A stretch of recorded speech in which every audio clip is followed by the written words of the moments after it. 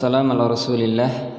Allahumma allimna yanfa'una wa anfa'na bima 'allamtana wa zid ilman wa salahan ya rabbal alamin.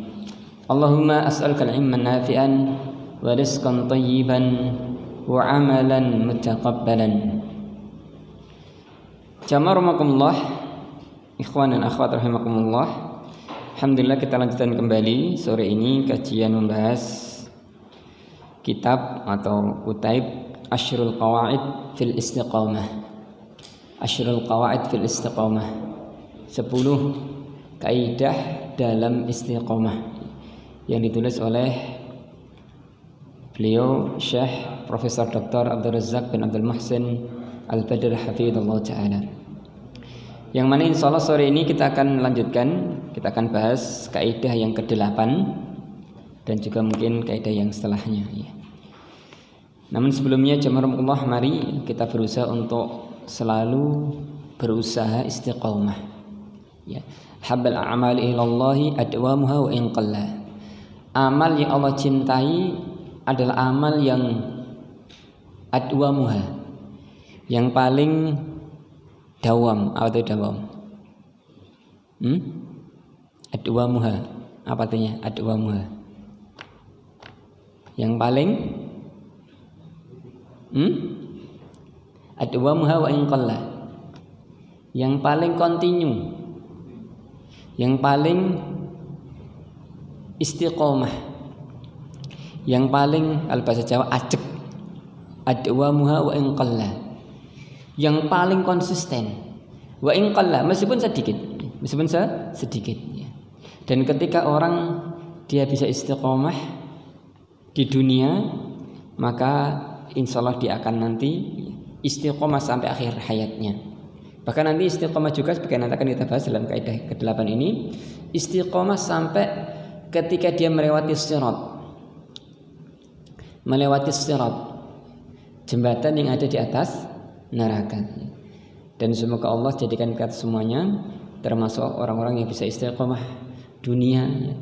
Kemudian juga sampai akhir hayat kita, bahkan juga istiqomah nantinya ketika melewati sirat. Amin ya rabbal alamin. Baik, kaidah yang ke-8, silakan dibaca dulu.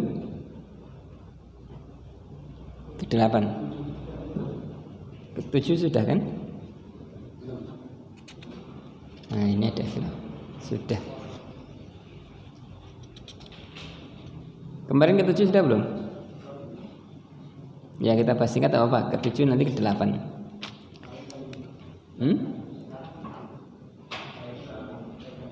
Ya sudah. Baik. Jadi karena ada khilaf di antara penuntut ilmu. Ya saya ulang dikit. Jadi mu'alif di sini menyampaikan 10 kaidah. Yang pertama bahwasanya istiqomah itu adalah hidayah. Ya, kemudian yang kedua istiqomah itu adalah di atas manhaj yang hak. Orang yang istiqomah adalah orang yang istiqomah di atas kebenaran, di atas manhaj yang hak. Kemudian istiqomah itu tidak lain adalah istiqomahnya hati. Yang ketiga ya. Kemudian yang keempat istiqomah itu adalah sifat tawasud, sifat pertengahan, moderat. Tidak meremehkan, tidak ekstrim, tidak ke kiri, tidak ke kanan, dia lurus di tengah. Kemudian yang kelima istiqomah itu lengkap ya, bil qalbi wal lisani wal jawarih, dengan lisan, dengan hati dan juga dengan jawarih, dengan anggota tubuh. Kemudian yang keenam yang telah kita bahas kemarin, istiqomah tidak lain adalah hanya untuk Allah, ilallah, wa ma'allah, dan bersama Allah.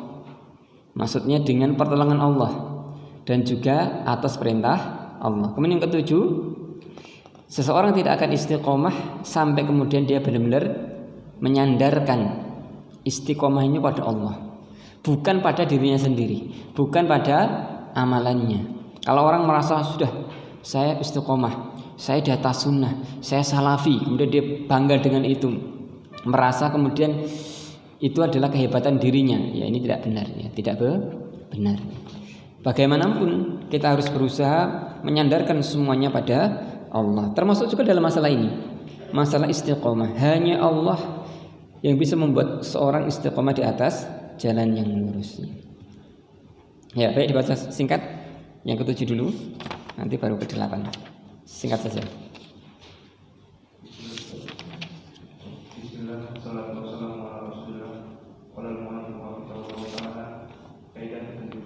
Bagi seorang muslim, walaupun sudah dapat beristiqomah, namun jangan sampai bersandar kepada amalannya. Sebesar apapun dan sebaik apapun istiqomah yang telah dimiliki oleh seorang muslim, maka jangan sampai dia meninggalkan pada amalannya serta tertipu dengan ibadahnya. Tidak pula dengan banyak zikir yang keluar dari bibirnya serta ketaatan yang lainnya. Dalam hal ini Imam Ibnu Qayyim menegaskan yang dituntut dari seorang hamba dalam masalah istiqomah adalah mendekatinya, walaupun tidak bisa 100% untuk percepatan dan istiqomah dalam segala sisi. Maka jika tidak mampu untuk istiqomah, tidaknya dia bisa lebih mendekati istiqomah. Sehingga jika itu juga sudah tidak mampu lagi, maka yang ada adalah takfir atau kurang dan bid'ah atau menyia-nyiakan. Hal itu sebagaimana hadis yang diriwayatkan oleh Imam Bukhari dan Muslim dalam hadisnya Aisyah, semoga Allah meridainya, dari Nabi SAW. Beliau bersabda, berusahalah agar sesuai dengan sunnah, mendekatlah jika tidak mampu mengerjakan seluruhnya, dan berilah kabar gembira pada orang lain. Sesungguhnya tidak ada seorang pun yang akan masuk surga dengan sebab amalannya. Maka dikatakan kepada Rasulullah, tidak pula engkau wahai Rasulullah. Beliau menjawab, tidak pula saya, kecuali bahwa Allah telah mengampuni saya dengan ampunannya dan rahmatnya. Hadis riwayat Bukhari dan Muslim. Ya, baik. Di antara kaidah penting istiqomah yang mau saya sampaikan adalah jangan sekali-kali kita sandarkan diri kita dengan amal kita, atau menyandarkan amalan kita itu dengan kehebatan diri kita. Kita harus totalitas menyandarkan semuanya pada Allah. Karena manusia lemah. Karena manusia tempatnya khata'u wa nisyan. Kadang dia salah, kadang dia lupa. Sehebat apapun seseorang, maka tidak boleh seorang dia menyandarkan pada dirinya. Menyandarkan pada dirinya karena dia lemah. Tidak boleh juga dia menyandarkan pada amalannya. Bukan amalannya yang membuat dia hebat. Dia bisa istiqomah, bahkan nanti dia bisa masuk surga, tidak lain semata-mata adalah karena Allah, karena pertolongan Allah. Untuk itu tadi hadisnya jelas nih, wa ma minkum, dan tidak ada dari kalian itu, atau tidak ada orang itu masuk surga karena amalnya. Wal anta ya Rasulullah wala ana, tidak pula Rasulullah. Bahkan Rasulullah sekalipun tidak masuk surga karena apa? Amalannya. Tetapi itu adalah rahmat Allah bagi siapa yang Allah kehendaki. Orang bisa istiqomah di atas amalnya. Orang bisa masuk surga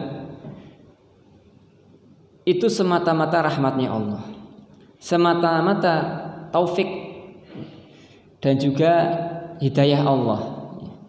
Maka jangan sampai kemudian seorang ujub, bangga dengan amalnya, atau bangga dengan dirinya sendiri. Termasuk juga bangga dengan ilmunya. Orang-orang yang kufur pada Allah, kebanyakan mereka merasa mampu, merasa hebat. Contohnya Qarun, ketika diberi harta begitu banyak oleh Allah, dia mengatakan hada min ilmi indi. Ini tidak lain karena ilmu yang saya miliki. Jadi Qarun itu tidak berbangga dengan apa? Hartanya begitu. Kalau kita beda dengan orang zaman sekarang ya, orang yang sok kaya itu ya, flexing istilahnya.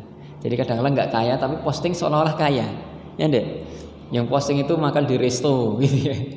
Meskipun narak itu temennya gitu. Meskipun setelah itu nanti dia pusing memikirkan hutang gitu ya. Atau posting di pinggir mobil gitu ya, mobilnya orang lain parkir gitu. Jadi orang yang tidak kaya itu biasanya menampakkan seolah-olah kaya gitu. Menampakkan seolah-olah kaya. Tapi orang kaya beneran nggak seperti itu. Qarun itu yang dia sombongkan itu adalah ilmunya. Qarun mengatakan hada min ilmi indi. Ini tidak lain karena kepandaian saya. Kalau dalam bahasa Jawa, karena pintar golek duit, pandai cari uang, pintar bisnis. bangga dengan itu. Dia mengira harta yang sangat banyak itu karena memang dia ahli dagang, ahli usaha, ahli bisnis. Padahal enggak. Itu tidak lain semata-mata karena rezeki dari Allah, karunia dari Allah. Dan yang lainnya sama aja. Ketika orang dakwah, kemudian dakwahnya diterima, dia bisa kemudian mengembangkan dakwahnya, banyak sekali yang mendukung dan seterusnya. Itu bukan karena kehebatan dirinya. Tidak lain semata-mata itu karena Allah.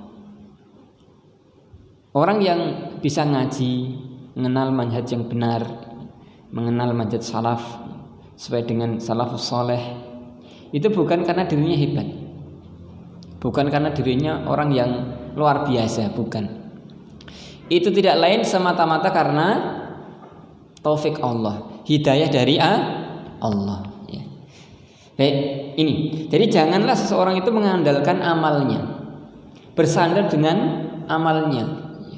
Bahkan kalau kita lihat dalam hadis, contohnya hadis keempat Arba'in Nawawi, ada orang-orang yang dia awalnya istiqomah di atas kebenaran, mengamalkan amalan-amalan ahli surga.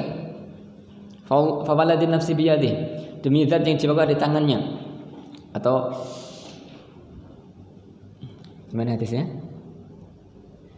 Yang dia beramal, la ya'maluna bi amalin ahlil jannah, beramal dengan amalan ahli surga, hatta ma yakunu bainahu wa baina ila dhira, sampai antara dia dengan surga itu tidak lain kecuali hanya tinggal satu dhira. Satu dhira itu berapa?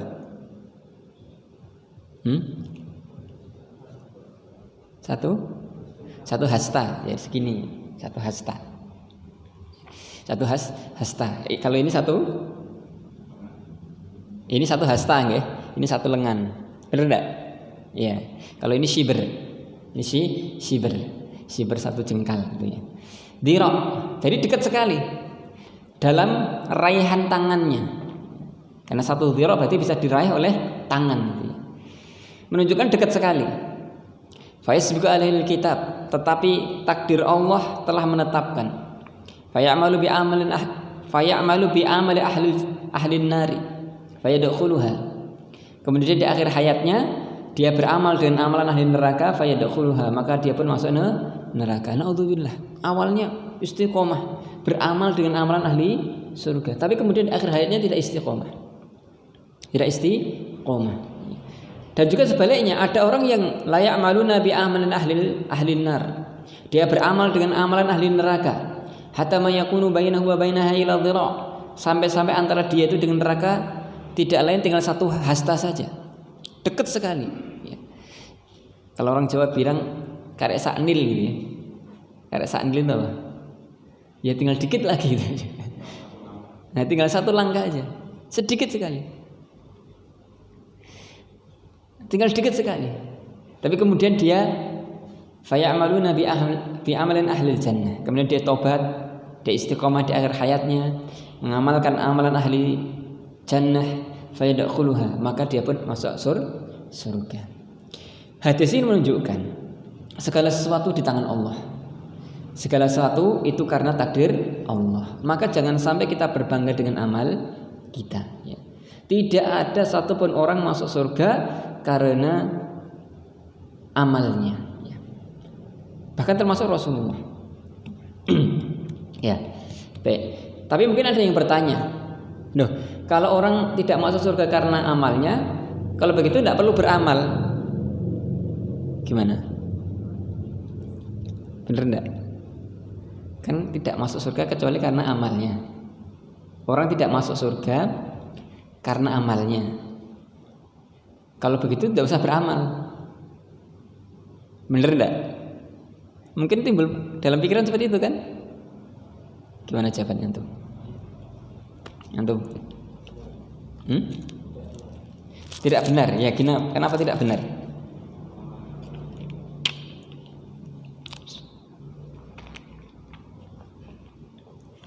Ya, kenapa? Tidak ada orang yang masuk surga karena amalnya. Loh, kalau begitu amal tidak berguna. Berguna enggak? Berguna enggak? Jelas berguna, kita diperintahkan beramal. Kita diperintah untuk beramal, dan orang akan mendapatkan sesuai dengan amalnya, ya enggak? Faman ya'mal mithqala dzarratin khairan yarah, wa man ya'mal mithqala dzarratin syarran yarah. Semua orang akan dibalas sesuai dengan amalnya. Al jazaa'u min jinsil amal. Balasan itu sesuai dengan amalnya. Ikhwah dan akhwat rahimakumullah, apa makna hadis ini? Jadi hadis ini tidak bertentangan dengan hadis menunjukkan bahwasanya orang itu akan mendapatkan balasan sesuai dengan amalnya. Ya. Hadis ini menunjukkan tentang tidak bolehnya seorang itu bersandar dengan amalnya, menyandarkan sesuatu sesuai dengan amalnya. Dan sebenarnya amal itu nggak cukup untuk memasukkan seseorang ke dalam surga. Tetapi Allah perintahkan manusia beramal sebagai bentuk sebab akibat. Sebab akibat. Ketika Allah perintahkan kita sholat, ya sholat. Meskipun sebenarnya sholat itu sendiri tidak cukup memasukkan kita dalam surga. Karena apa yang Allah berikan pada kita lebih banyak daripada ibadah kita. Apalagi kualitas sholat kita mungkin, mohon maaf ya tadi, baru sholat sudah kelingan apa? Ya ini itu. Ya, tadi belum makan, nanti setelah kajian makannya di warung Padang ini, atau pergi bakso gitu. Nggak fokus. Jadi kualitas sholatnya itu sebenarnya nggak layak masukkan dia ke dalam surga. Apalagi amalan yang lainnya. Sehingga masuknya seorang ke dalam surga itu semata-mata rahmat Allah. Tetapi rahmat Allah itu Allah akan berikan pada orang-orang yang mau mengikuti perintahnya, mau berusaha menjalankan apa yang Allah perintahkan. Ketika orang berusaha menjalankan perintahnya, dia sholat, diperintahkan sholat dia sholat, diperintahkan puasa dia puasa, diperintahkan zakat dia zakat, sudah dia berusaha melakukan semampunya.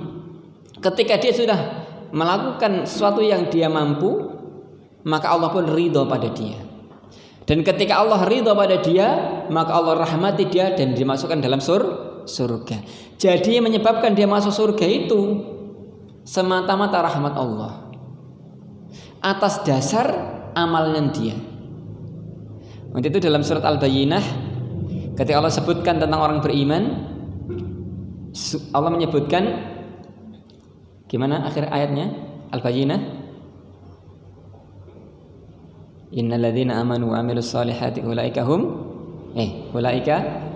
khairul bariyah jazaohum 'inda rabbihim jannatu 'adnin tajri min tahtiha al-anhar radhiyallahu wa radu'an. Allah ridha pada mereka dan mereka ridha pada Allah.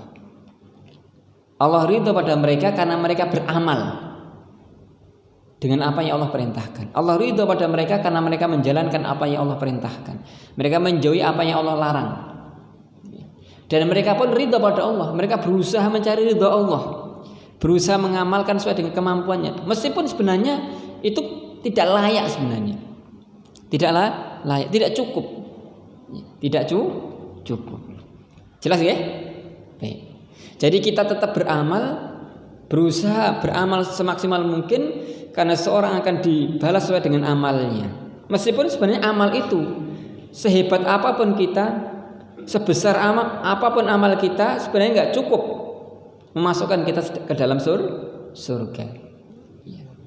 Karena apa yang Allah berikan pada kita lebih banyak daripada apa yang kita amalkan, apa yang kita usahakan untuk membalas karunia Allah pada kita. Baik, ini. Jadi jangan sekali-kali kita menyandarkan pada diri kita. Jangan kita sombong. Kalau saat ini kita sudah ngaji, sudah berusaha menjalankan di atas sunnah, mari kita banyak syukur pada Allah. Mari kita banyak bertawakal pada Allah. Kita berharap pada Allah, benar-benar berharap. Semoga Allah benar-benar beri kita istiqomah sampai akhir hayat kita. Baik, ini kaidah yang ketujuh. Jangan bersandar dengan amal kita. Hendaknya kita benar-benar totalitas bersandar pada Allah. Baik, kaidah ke-8. Kaidah ke-8. Poin dari istiqomah di dunia adalah bisa istiqomah ketika meniti sirat pada hari kiamat nanti. Siapa yang telah diberi hidayah untuk meniti siratal mustaqim, jalan yang lurus, yaitu jalannya Allah Azza wa Jalla di dunia ini, maka dia akan diberi hidayah di kampung akhirat nanti, ketika sedang menyeberangi sirat yang di bawahnya adalah neraka jahanam. Maka pada hari kiamat, seseorang akan berjalan melewati sirat yang telah ditekankan di atas neraka jahanam, yang mana dia lebih tajam daripada mata pedang dan lebih lembut daripada rambut. Ya, perhatikan, ya. Semua orang nanti akan melewati sirat, suatu jembatan di atas neraka, yang disampaikan lebih tajam dari apa? Mata pedang, dan lebih lembut, lebih tipis daripada rambut. Ya. Ini saya kira semuanya dulu pernah ikut pramuka, ya enggak? Pernah ikut apa? Di atas tali itu, ya enggak? Ya. Ya, meniti. Padahal talinya besar, ya enggak? Dan itu pendek. Itu aja banyak yang kecemplungnya, enggak? Banyak kecemplung. Padahal itu udah tebel. Kemudian talinya biasanya tali apa itu yang dari serabut itu. Tali tambang itu yang itu kasar itu. Ya, tidak licin. Beda dengan nanti sirat di atas neraka itu. Sudah sangat tipis sekali. Lebih tipis dari rambut, bayangkan, lebih tipis dari rambut. Rambut itu sudah sangat tipis itu. Lebih tipis dari itu. Bahkan lebih tajam dari pedang. Bahkan disebut dalam hadis yang sahih, madhadatun mazillah. Sirat itu licin sekali. Madhadatun, licin, mazillah, dan menggelincirkan. Bayangkan, sudah licin, menggelincirkan. Bahkan ditambah lagi dalam kelanjutan hadis ini ada kalalib, yaitu kait-kait dari besi, kait-kait dari besi, yang mana kait ini akan kemudian apa? Menarik dia, menyeret dia agar terlempar dari apa? Sirat itu tadi. Bayangkan sulitnya itu, sulitnya. Sudah di atas neraka, ya namanya neraka itu panas itu ya. Kemudian tipis sekali, tajam sekali, licin sekali, benar-benar menggelincirkan. Ditambah lagi apa? Ada gangguan tadi, ada kalalib. Bayangkan kita di atas jalan, di atas balok saja nih. Kalau didorong itu kira jatuh enggak? Jatuh, meskipun balok. Apalagi tali, jelas jatuhnya itu. Ini kalalib, dan kalalib itu banyak. Jadi kait-kait dari besi. Kait-kait dari besi. Ini suatu yang menakjubkan sekaligus mengerikan. Dan ini ada korelasinya dengan kehidupan di dunia. Bahwasanya ujian di atas neraka itu tidak mudah. Dan barang siapa di dunia ini dia bisa lolos dari ujian yang sangat banyak, yang tidak mudah juga, maka nantinya di akhirat dia akan dimudahkan. Dimudahkan, meskipun sesulit itu. Kalau sekarang kita diuji di dunia dengan berbagai macam ujian, banyak sekali ujian. Ada syubhat, ada syahwat, dan ujian yang lainnya. Dari kanan dan kiri menyambar-nyambar fitnah itu. Ya, fitnah syubhat, pemikiran yang menyimpang. Kemudian ghazwu fikr, perang pemikiran. Ya, bahkan juga perang opini publik kalau sekarang. Orang yang benar dianggap salah, orang yang salah dianggap benar, bahkan didukung orang banyak, dan seterusnya. Syahwat juga demikian, di mana-mana menyambar. Ketika orang hati-hati betul, dia jalan dengan pelan, dengan hati-hati, maka nantinya buah dari itu semuanya Allah akan selamatkan dia di atas sirat. Dan semoga Allah jadikan kita salah satu dari orang tersebut. Amin ya rabbal alamin. Buah dari istiqomah di dunia adalah istiqomah ketika meniti sirat nanti di akhirat. Jadi jangan bermudah-mudah kita kemudian tergoda dengan godaan di dunia ini, baik syubhat maupun syahwat.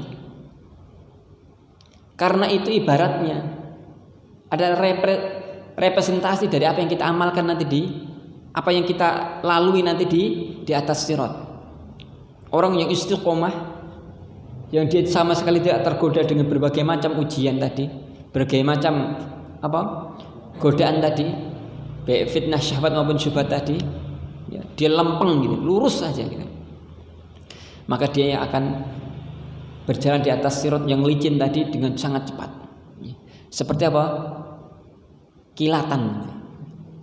Atau minimal dia seperti kedipan mata. Ada yang seperti angin, ada seperti orang yang berkendaraan, ada juga seperti orang yang berlari, ada juga seperti orang yang berjalan, ada juga yang merangkak, ada juga yang kemudian dia terkena kalalip kemudian jatuh ke dalam neraka. Di dunia juga demikian. Ada yang meskipun berat sekali yang dialami, ya.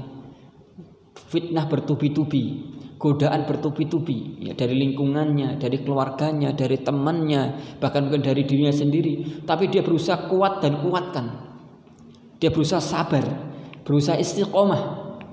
Maka nanti di akhirat dia akan dengan mudah melewati sirat tersebut. Ya. Baik. Ya.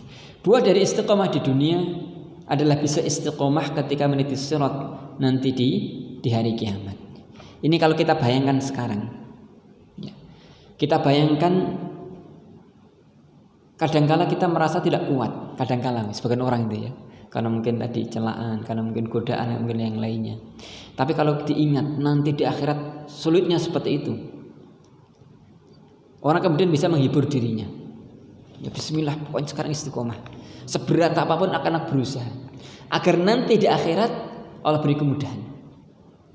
Dan sekali dia menoleh pada fitnah tadi, pada godaan tadi, sebenarnya dia sedang menoleh ke dalam neraka. Ke dalam neraka. Nanti akan disebutkan beberapa hadis tentang hal ini. Tentang hal ini.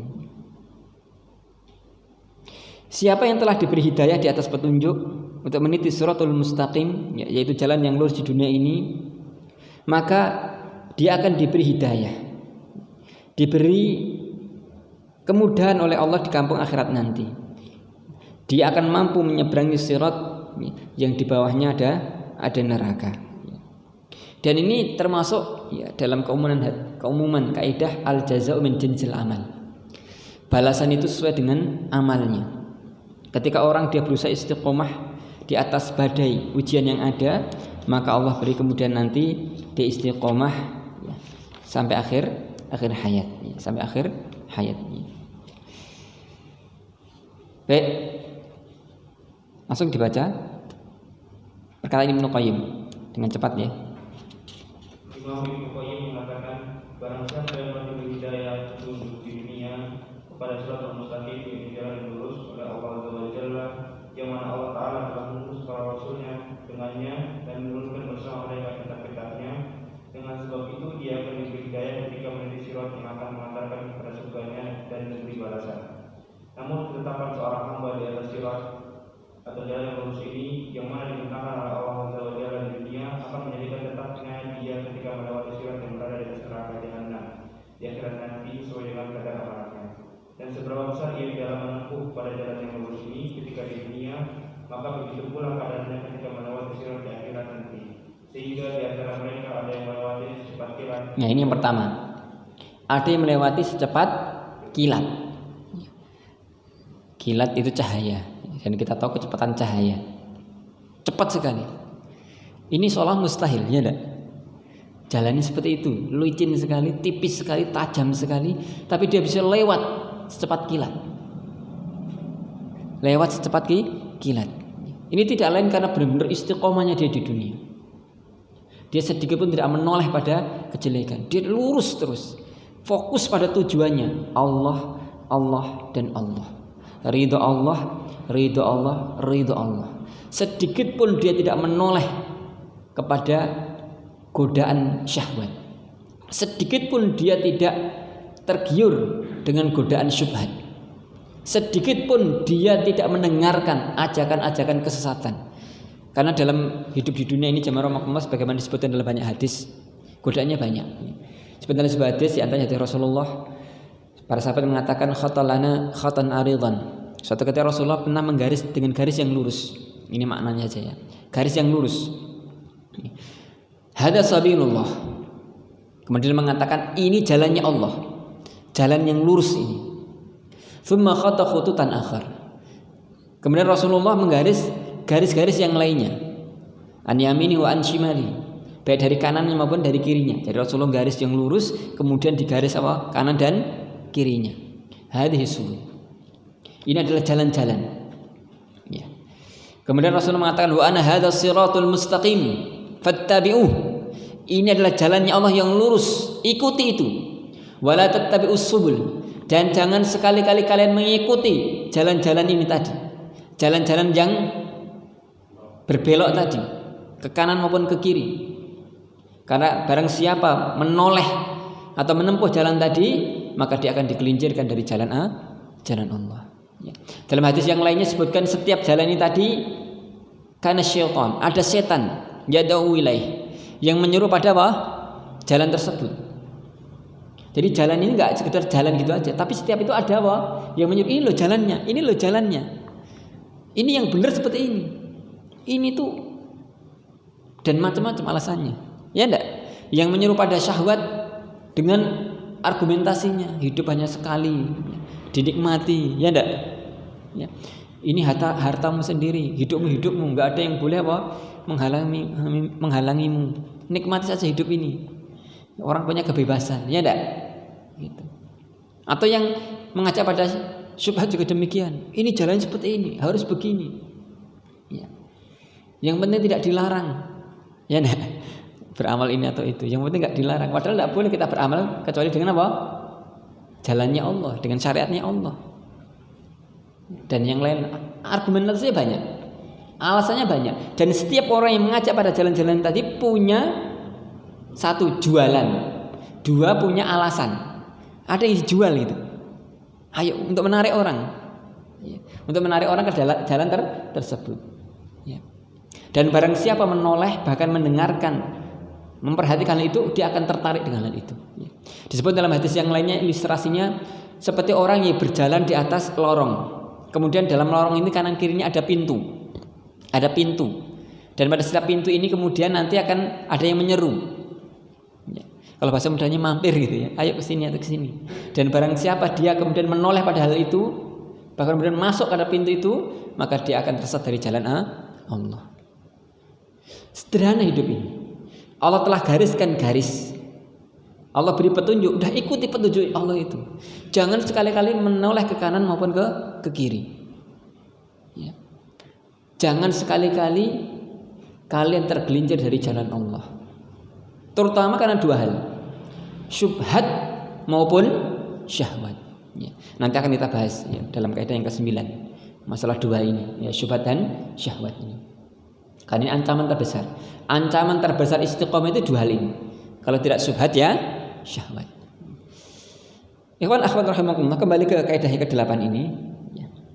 Orang yang bisa istiqomah di atas jalan Allah, dia lempeng lurus, fokus menuju Allah, di atas syariat Allah, di atas petunjuk Rasulullah, tidak menoleh ke kanan maupun kiri, maka nanti di akhirat dia akan diberi kemudahan untuk menempuh sirat. Menempuh sirat tersebut. Yang paling hebat di antara mereka melewati sirat tadi seperti apa? Kilat. Seperti kilat. Dan kilat itu sangat cepat. Cahaya itu berapa kecepatannya? Dia tahu enggak?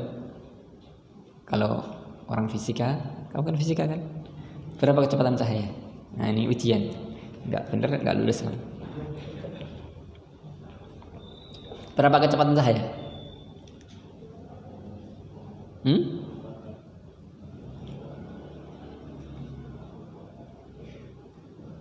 Berapa kecepatan cahaya?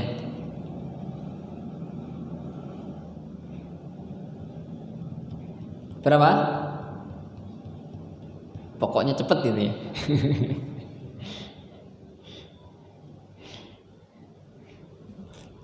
Ya. Disebutkan kecepatan cahaya itu sekitar 300.000 km per detik. Berapa? 300.000 km per detik. Jarak antara bumi dengan bulan dengan matahari itu ada sekitar 150 juta kilometer. Kalau di rata-rata Itu cahaya secepat itu perlu sekitar 8 detik itu, 8 menit.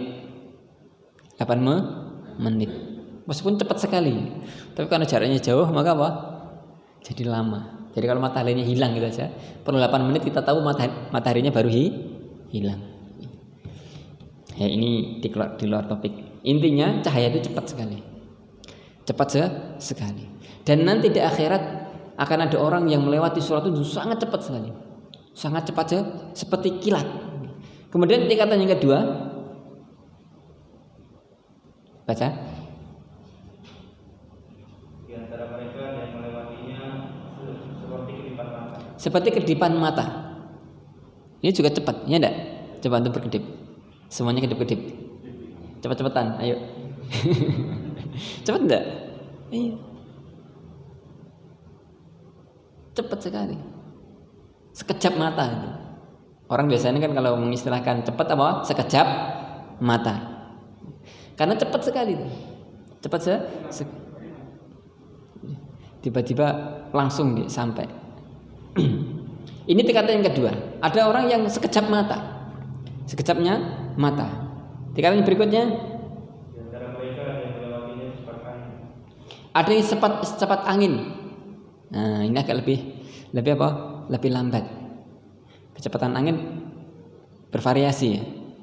Bervariasi. Tapi itu jauh lebih lambat daripada kedipan mata. Lebih lambat dari cahaya karena angin itu kan fisik. Ya. Jadi dia lambat. Berikutnya, Ada yang seperti orang yang naik kendaraan. ada yang seperti orang naik kendaraan. Kendaraan yang paling cepat sekarang apa?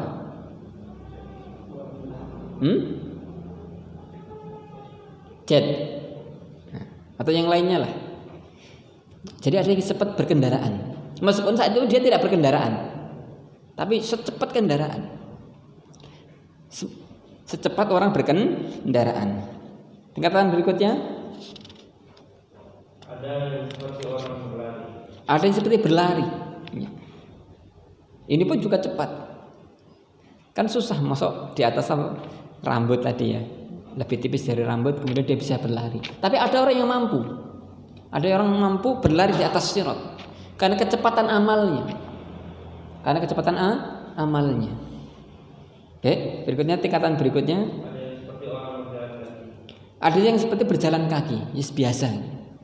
Ya, normalnya manusia itu berjalan gitu aja. Kemudian Dan di antara mereka ada yang merangkak. ada yang merangkak. Ya. Dia tidak bisa jalan dengan normal. Kesulitan, tapi tetap bisa lewat. Dan ini seperti amalnya. Ada sebagian orang itu ketika dia berusaha istiqomah di atas kebenaran itu enggak mudah. Tantangannya banyak ya enggak? Bahkan kadang-kala dia mungkin sempat futur, sempat mungkin pesimis, sempat kemudian dia terpengaruh, ya enggak? Bahkan mungkin dia jatuh, tergelincir dalam kesalahan, tapi dia bangkit lagi. Meskipun susah payah, dia istiqomah, tapi dia bisa jalan. Ada orang seperti itu. Yang mana dia tetap di atas jalan kebenaran meskipun terseok-seok. Ya kadang-kala ketika ada ajakan untuk berbuat sesuatu yang menyimpang, dia kemudian tergelincir karena minimnya ilmunya. Atau ketika dia diajak untuk orang menyalahi syariat Allah karena syahwat, kemudian dia juga tergiur. Ya enggak? Ada seperti itu. Karena mungkin lemahnya imannya. Mungkin karena lemah ilmunya atau lemah imannya. Tapi tetap dia kembali lagi. Ada orang seperti itu. Ada orang seperti itu. Akhirnya dia pun merangkak nanti di atas sirat. Tapi alhamdulillah masih selamat. Ya, baik. Berikutnya. Ada yang disambar oleh api neraka dan ada yang terjatuh ke dalamnya. Ada yang tersambar dengan api neraka dan ada yang terjatuh ke dalamnya. Maksudnya ada yang dia tersambar tapi nggak sampai jatuh. Ya enggak?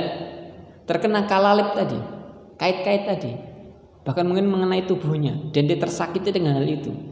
Ini ibarat seperti orang ketika dia beramal di dunia, dia berusaha istiqomah, tapi kemudian dia sempat tergelincir, tapi tidak sampai jatuh ya. tidak sampai jatuh. Dia berusaha kemudian balik lagi, istiqomah lagi.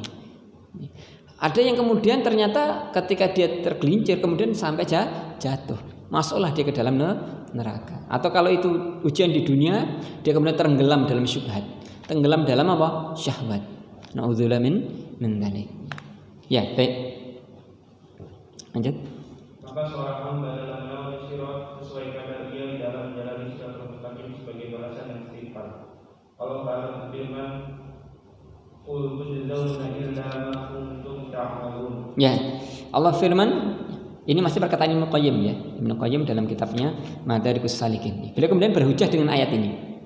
Berhujjah dengan ayat ini, hal tujzauna illa ma kuntum ta'malun. Apakah atau tidakkah kalian dibalas tujzauna, ya jaza, ya, tujzauna illa kecuali ma kuntum ta'malun, kecuali sesuai dengan apa yang kalian amalkan. Jadi Ibnu Qayyim berhujjah dengan ayat ini bahwasanya nanti di akhirat orang itu akan mendapat sesuatu sesuai dengan amalnya. Termasuk juga jalan di atas sirat tadi. Dia akan melewati sirat itu sesuai dengan amalnya.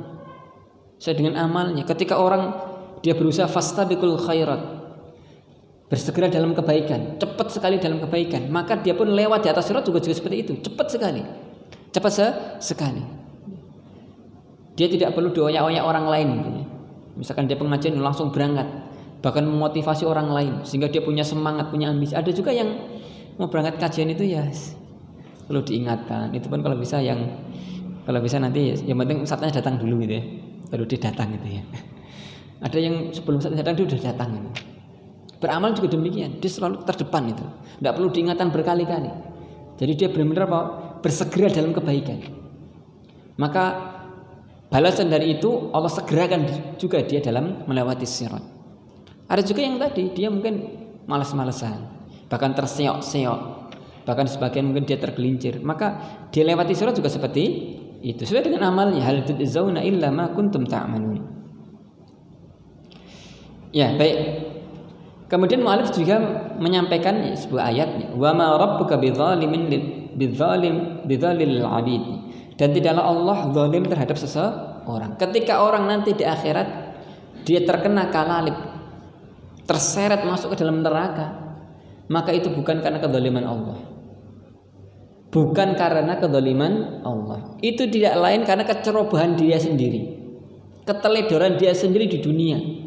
Mudah sekali tergoda dengan syubhat, mudah sekali tergoda dengan syahwat. Akhirnya dia tergelincir.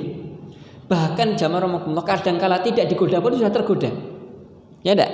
Contoh real disebutkan dalam hadis, nanti di bulan Ramadan itu pintu-pintu surga dibuka, pintu neraka ditutup, setan-setan dibelenggu. Ada enggak orang yang masih enggak mau beribadah? Ada enggak yang masih berbuat maksiat? Masih banyak. Padahal setannya diikat. Jadi yang jelek siapanya? Ya orangnya itu. Enggak digoda pun sudah tergoda. Bahkan dia menggoda, dia juga jadi setan gitu. Jadi yang setan dari golongan jin diikat, dia setan manusia yang bergerak gitu. Ya orang seperti ini ya, langsung dia masuk dalam neraka. Dan itu bukan kezaliman Allah, itu karena dirinya sendiri. Akhirnya dia pun masuk dalam neraka tersebut. Ya, baik. Dibaca yang terakhir dalam kesempatan yang lain. Dalam kesempatan yang lain dia menegaskan, barang siapa yang dalam kehidupan di dunia ini telah tersambar fitnah syubhat serta syahwat sehingga berpaling dari jalan yang lurus, maka dia akan tersambar oleh jalan api manakala melewati sirat pada hari kiamat nanti. Seperti halnya dia tersambar oleh fitnah syubhat dan syahwat di dunia. Dan pada tempatnya ada pembahasan yang lain dalam kitab ini. Al-Jawabul Kafi. Jadi di dalam kitab ini mu'alif ya, Syekh Profesor Dr. Abdul Razak bin Abdul Muhsin Al-Badr banyak mengutip dari perkataan Ibnu Qayyim. Karena Ibnu Qayyim ini luar biasa. Kalau kita baca kitab-kitabnya luar biasa. Terutama masalah apa? Masalah hati. Masalah hati, lataif, masalah sesuatu yang lembut. Masalah ini juga seperti itu. Ya. Masalah renungan-renungan terkait dengan manusia, godaan syaitan dan seterusnya. Seperti kitab ini Madarijus Salikin, Al-Jawabul Kafi, dan nanti Ighathatul Lahfan. Ini yang mu'alif kutip, ini suatu kitab yang luar biasa. Luar biasa. Beliau menyampaikan sedikit lagi ya. Barang siapa yang dalam kehidupan di dunia ini telah tersambar dengan fitnah syubhat maupun syahwat sehingga berpaling dari jalan yang lurus, maka dia akan tersambar nanti ya, di akhirat oleh jilatan api. Yang mana kala ketika dia melewati bawah sirat pada hari kiamat. Seperti halnya dia tersambar oleh fitnah syubhat maupun syahwat di dunia. Ya. Dan pada tempatnya ada pembahasan yang lain dalam kitab ini. Ini juga di mu'alif kutip ya. Jadi nanti ada kaidah yang ke-9 akan dibahas masalah ini. Lebih detail terkait dengan syubhat dan syahwat. Apa itu syubhat dan apa itu syahwat. Dan dua penyakit ini yang kita harus hati-hati agar jangan sampai kemudian kita tergelincir dari jalan yang lurus. Baik, demikian Allah bisawab. Sebelum ditutup, monggo mungkin ada pertanyaan singkat. Silakan.